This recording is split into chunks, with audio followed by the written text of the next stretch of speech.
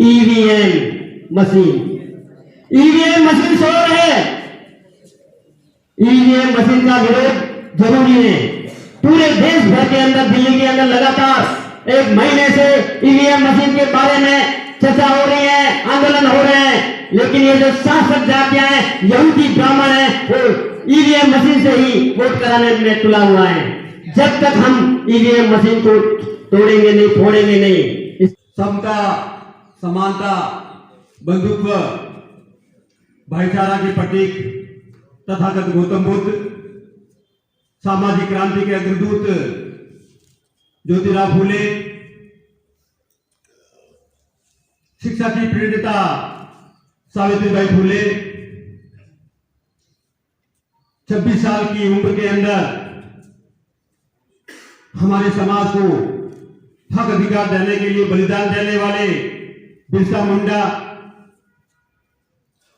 लाखों करोड़ों की धड़कन, symbol of knowledge, Baba Saheb doctor Bhimrao Ambedkar, 6743 जाति के टुकड़ों को एक रूप देने वाले मान्यवर काशीराम साहब, संत कबीर, संत रैदास, सभी संतों और महापुरुषों को श्रद्धा सुमन, नमन, और सभी यहाँ विराजमान जो भी पधारे हैं सभी को जय भीम, जय जवाहर, जय संविधान। साथियों, ये जो आज का यहाँ बागोदर जिले का सम्मेलन, इसका सब्जेक्ट है, उद्देश्य है मताधिकार। जागरूकता अभियान के अंतर्गत आम नागरिक संवैधानिक अधिकार के तहत ये बालोतरा के अंदर सम्मेलन होने जा रहा है। साथियों, डॉक्टर बाबा साहब अम्बेडकर ने हमारे लिए बहुजन समाज को, SC, ST, OBC और माइनॉरिटी, जिसको हम मूल वंश कहते हैं, मूल निवासी कहते हैं, उनके लिए बाबा साहब डॉक्टर भीमराव अंबेडकर 21 घंटे अभ्यास और अध्ययन करके उन्होंने काम किया हमारे लिए। उन्होंने इस देश के अंदर संविधान का मसौदा तैयार किया तथा आगे संविधान सभा में एक सवाल उठा चर्चा सत्र के अंदर कि भारतीय संविधान की शुरुआत कैसे की जाए। संविधान लिखने की बारी आई, उस समय सवाल उठा, इस भारत के अंदर जो संविधान बन रहा है, इस संविधान की शुरुआत कैसे की जाए। अल्लाह के नाम पर से की जाए। उसके बाद पंडित मदन मोहन मालवीय खड़े हुए और बोले ओम नमो शिवाय के नाम से की जाए। इसके बाद SP कामत उठ खड़े हुए और बोले ईश्वर के नाम से की जाए। अंत में आखिर के अंदर बाबा साहेब डॉक्टर भीमराव अंबेडकर बोलते हैं कि भारत का संविधान किसके लिए लिखा जा रहा है। सवाल खड़ा होता है, ये जो संविधान हम लिख रहे हैं, ये किसके लिए लिख रहे हैं। तो जवाब मिला, देश की जनता के लिए संविधान लिखा जा रहा है। मेरी बात को ध्यान से सुनना। तो बाबा साहब ने कहा, तो क्यों ना भारतीय संविधान की शुरुआत जनता के नाम से की जाए। इस मुद्दे पर पार्लियामेंट के अंदर, संसद के अंदर मतदान हुआ और उस मतदान के अंदर 68 मत जनता के नाम के मिले और 41 मत देवी देवता भगवान के नाम पर मिले। संविधान की शुरुआत वी द पीपल और इंडिया, हम भारत के लोग से हुई। साथियों, भारत के पहले पहले ही मतदान में पत्थर के भगवान हार गए और मानव जो विराजमान हो, इंसान की जीत हुई। बाबा साहब अंबेडकर को ये समझ में आया कि ब्राह्मणवादी व्यवस्था के लोग आगे चलकर इस देश का नाम हिंदुस्तान कर सकते हैं। इसीलिए बाबा साहब अंबेडकर ने भारतीय संविधान के कॉलम 395 के अनुसार अनुवाद किया कि इंडिया दैट इज भारत, यानी भारत ऐसे पुष्टि की, यानी अंग्रेजों की शासन के अंदर जो इंडिया था, आज के बाद में संविधान लागू होने के बाद इस देश का नाम सिर्फ और सिर्फ भारत रहेगा। साथियों, मित्रों, मैं आपसे अनुरोध कर रहा हूं कि देश का नाम भारत व इंडिया के रूप में ही लिखा जाए। हिंदुस्तान कहकर या लिखकर बाबा साहब और संविधान सभा को अपमानित ना करें। मित्रों, संविधान सभा और बाबा साहब ने जो संविधान मेहनत करके, अथक प्रयत्न करके जो संविधान लिखा, उसमें 2 वर्ष 11 माह और 18 दिन लगे और तैयार हुआ। साथियों, ऐसे संविधान लिखने का कार्य पूरा हुआ तब बाबा साहब की आंखों में आंसू थे।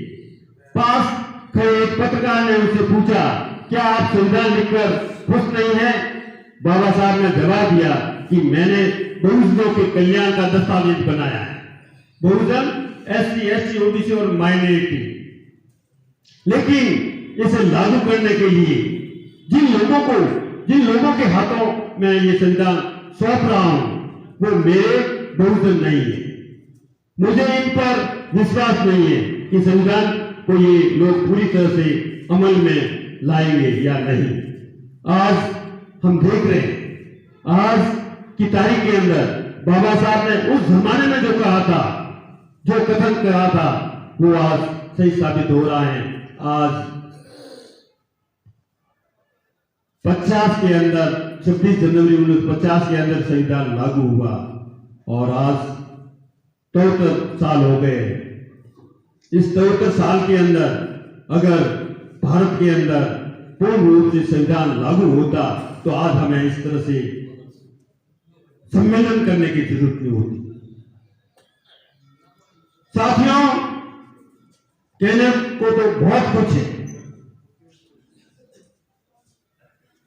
जिन लोगों के हाथों में हमारे देश का संविधान है, उन लोगों ने धीरे धीरे करके उसमें कई तरह के संशोधन किए और आज तो नाम मात्र का संविधान है इस देश के अंदर। इसीलिए मैं आपसे अपील करना चाहता हूं कि हमें मताधिकार, वोट का अधिकार के बारे में गांव-गांव, ढाणी-ढाणी जाकर वोट के अधिकार की जानकारी देनी होगी। और जब तक हमारे लोगों के जहन में अपने वोट की कीमत नहीं आएगी, तब तक हमारे लोगों का कल्याण होने वाला नहीं है, भविष्य सुधरने वाला नहीं है।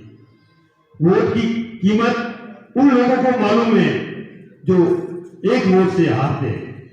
इसीलिए अगर आप सही मायने में वोट की कीमत को पहचानोगे, आपका एक वोट आपके अधिकारों की रक्षा करेगा।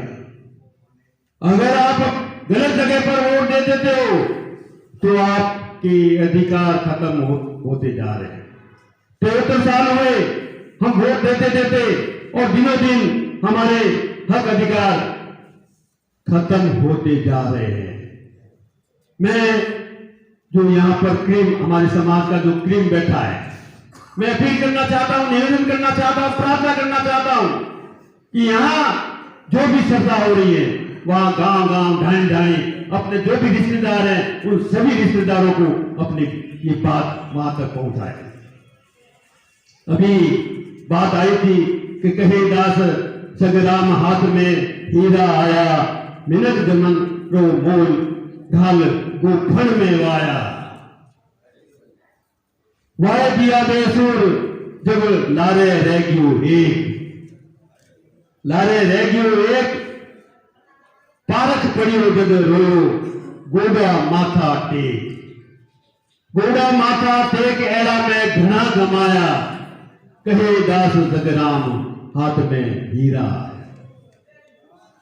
तो साल हुए हम हीरो को गोफर में डाल डाल कर फेंक रहे हैं, लेकिन अब लास्ट एक हीरा रहा है। मेरी बात को ध्यान से सुनना, अब लास्ट में एक हीरा रहा है। 2024 के अंदर जो इलेक्शन होंगे आपको लोकसभा के अंदर, और उस लोकसभा के अंदर अगर हमारा वोट अगर सही मायने में सही जगह मिल जाएगा तो आने वाली हमारी नस्ल सब खत्म हो जाएगी। हमारे आने वाली जो पीढ़ी है वो समाप्त हो जाएगी, उनका भविष्य अंधकार में हो जाएगा। इस बात को समझाने के लिए हमने ये सम्मेलन लगाया है।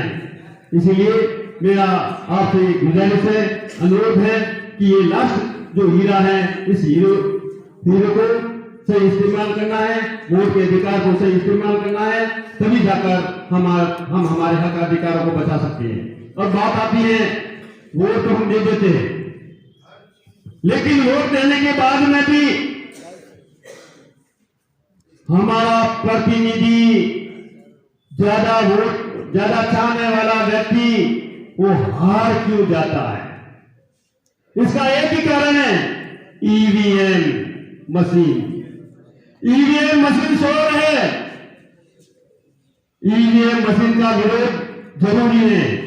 पूरे देश भर के अंदर, दिल्ली के अंदर लगातार एक महीने से ईवीएम मशीन के बारे में चर्चा हो रही है, आंदोलन हो रहे हैं, लेकिन ये जो शासक जातियां हैं, यहूदी ब्राह्मण है, वो ईवीएम मशीन से ही वोट कराने में तुला हुआ है। जब तक हम ईवीएम मशीन को तोड़ेंगे नहीं, फोड़ेंगे नहीं, इसका एक ही कारण है, आम पब्लिक जो वोटर है, जो नागरिक है, वो सारे जब भी इलेक्शन होता है उस समय पहले जो पार्टियां आपकी इलेक्शन के अंदर उनको पहले कहे कि अब आप ईवीएम लेके आए हो या मत पत्र लेके आए हो। अगर मत पत्र लेके आओ तो हम उसका आपका स्वागत करते हैं, और ईवीएम मशीन लेके आए हो तो हम आपका बहिष्कार करते हैं और उनको कहेंगे अगर आप ईवीएम मशीन के वोट कराना चाहते हो तो हम वोट नहीं करेंगे। और इसी को बात को ध्यान में रखते हुए हमें मत पत्र से वोट कराना है, और संसद के अंदर हमारे हक अधिकार बचाने वाले मिशनरी जनप्रतिनिधि जो समाज जिसको वोट टिकट देगा, ये बात ध्यान रखनी है। एक मेरा हाथ ये कांग्रेस है और दूसरा हाथ बीजेपी है। इस बात को दिमाग के अंदर रखना। मेरा शरीर एक है, अलग अलग दोनों हाथ हैं। इस बात को ध्यान रखना है।